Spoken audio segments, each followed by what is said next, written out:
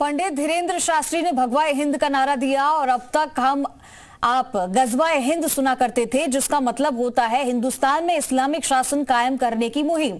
इसे मुस्लिम कट्टरपंथियों ने दिया था, लेकिन अब गजवाए हिंद की तर्ज पर भगवाए हिंद आ गया है। जब बाबा बागेश्वर भगवाने हिंद कह रहे थे, तब वक्फ बिल के समर्थन में मौलानाओं का एक बड़ा संगठन नया बिगुल फूंक रहा था। हम आपको दोनों तरफ की बात एक साथ दिखाते हैं, लेकिन ये बात इस सवाल के साथ दिखाएंगे कि कौम के लिए तो एकजुटता का पैगाम सभी दे रहे हैं, देश के लिए एक रहेंगे का नारा कब लगेगा? देखिए रिपोर्ट।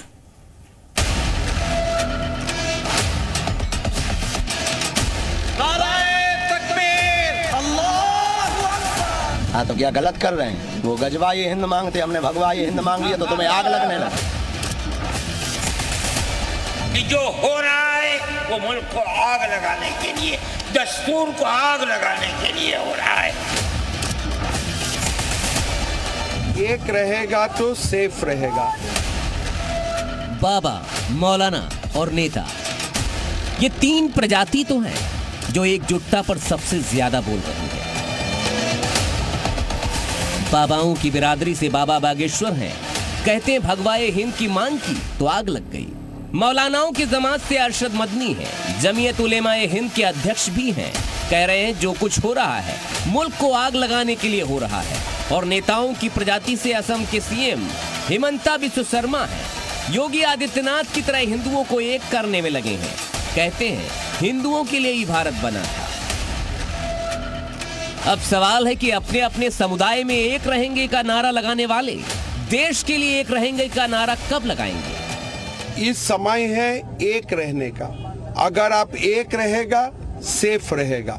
नेटू घुसपैठिया आपका जमीन, आपका बेटी, रोटी माटी बेटी तीनों को छीन के लेके जाएगा।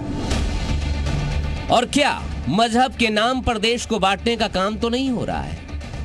हाँ, तो क्या गलत कर रहे हैं? वो गजवाए हिंद मांगते, हमने भगवाए हिंद मांग लिया, तो तुम्हें आग लगने लगा। तो तुम्हें आग लगने लगी। मुल्क के अंदर यगानगत इत्तेहाद, जिसको आज आग लगाया जा रहा है।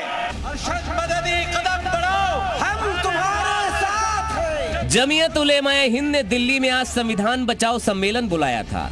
इसी सम्मेलन में जमीयत के अध्यक्ष मौलाना अरशद मदनी मोदी सरकार के खिलाफ वक्फ बम फोड़ रहे थे। मदनी ने कश्मीर का हवाला देते हुए दावा किया कि बीजेपी की जीत का चिराग बुझ गया है। उन्होंने सनातन का झंडा बुलंद करने वालों को चुनौती दी। कहा हिंदुस्तान में इस्लाम का चिराग बुझाने वाले कब के बुझ गए। क्या अल्लाह का ये चिराग नहीं बुझेगा, इसे बुझाने वाले बुझ जाएंगे। अल्लाह के चिराग को फूंक से बुझाना चाहते हैं, अल्लाह इनकार करता है, नहीं, ये चिराग मुकम्मल होकर के रहेगा।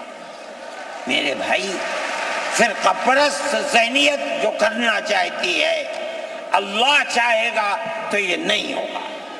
मुसलमान इसी माहौल के अंदर जिंदा है, जिंदा रहेगा, और इसी तरह इस मुल्क के अंदर इस मुल्क के अंदर भी इस्लाम का चिराग जलता रहेगा। हम बाहर से आए हुए नहीं हैं। अगर हिंदू गूजर है, मुसलमान भी गूजर है। अगर हिंदू जाट है, मुसलमान भी जाट है। अगर हिंदू राजपूत है, मुसलमान भी राजपूत है। जाओ देखो कश्मीर के अंदर, अगर हिंदू ब्राह्मण है, मुसलमान भी ब्राह्मण है। कि अगर चंद्रा बाबू नायडू की बैसाखी न होती और उधर नीतीश कुमार की बैसाखी न होती, तो बीजेपी गवर्नमेंट नहीं बना सकती थी। क्यों हुआ? वो जो 14 साल पहले इतनी कुव्वत के साथ आई थी कि लगता था किसी दूसरी जमात का चिराग ही नहीं जल रहा है, वो चिराग आज